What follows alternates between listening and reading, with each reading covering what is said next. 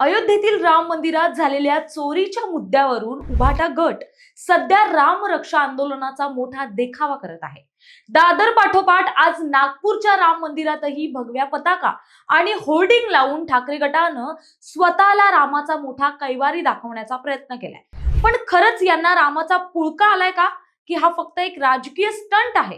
याच रामरक्षा आंदोलनावरून आता जैन मुनी निलेश चंद्र यांनी उद्धव ठाकरेंचा बुरखाच फाडलाय। जैन मुनींनी ठाकरेंवर असे काही जळजळीत प्रहार केले आहेत ज्याने ठाकरेंच्या हिंदुत्वावरच मोठा प्रश्नचिन्ह निर्माण झालाय। चला पाहूया जैन मुनींनी ठाकरेंना कसं उघडं पाडलंय।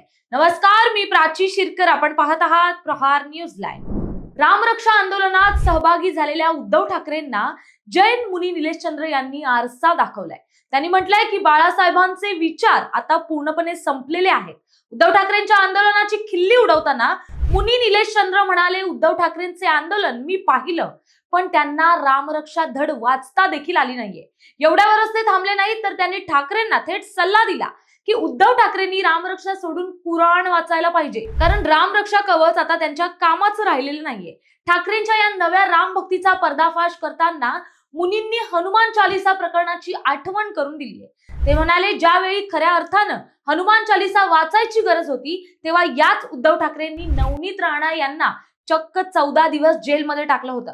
जैन मुनींनी अत्यंत संतापाने उभाटावर प्रहार करत म्हटलंय की उद्धव ठाकरेंना श्राप लागलेला आहे, त्यांना आता शुद्धीकरणाची गरज आहे।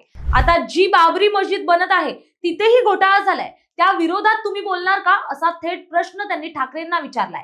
राम मंदिरातील दानपेटीच्या चोरीवर राजकारण करणाऱ्या ठाकरेंना मुनींनी सडेतोड उत्तर दिलेलं आहे। राम मंदिरात चोरी झाली ना, ती आमची दानपेटी आहे, ते आम्ही बघून घेऊ। रामाला तुमच्या धनाची आणि वैभवाची अजिबात गरज नाहीये, तुम्ही आधी तुमचं बघा, अशा शब्दात त्यांनी ठाकरेंना सुनावलंय। ठाकरे केवळ हिंदुत्व दाबायला बसलेले आहेत असा आरोप करत ते म्हणाले, आता राज्यात देवाभाऊंचं सरकार आहे आणि देवाभाऊच महाराष्ट्रातले राम आहे। तुम्ही आधी कुराण वाचा, तुम्हाला कुराणची गरज आहे, रामरक्षा तुमच्यासाठी नाही। हा जैन मुनींचा थेट वार उद्धव ठाकरेंच्या सोयीस्कर राजकारणाला मोठा धक्का देणारा आहे। केवळ निवडणुका आणि राजकीय फायद्यासाठी रामाचा वापर करणाऱ्या ठाकरेंना मुनींनी त्यांची जागा दाखवून दिली आहे। जैन मुनी निलेश चंद्र यांच्या या घणाघाती टीकेशी तुम्ही सहमत आहात का? ठाकरेंचं हे आंदोलन रामभक्ती आहे की केवळ राजकीय स्टंट? तुमचं मत काय, आम्हाला कमेंट करून नक्की कळवा। व्हिडिओ लाईक करा आणि ताज्या घडामोडींसाठी प्रहार न्यूज लाईनला फॉलो करा। धन्यवाद।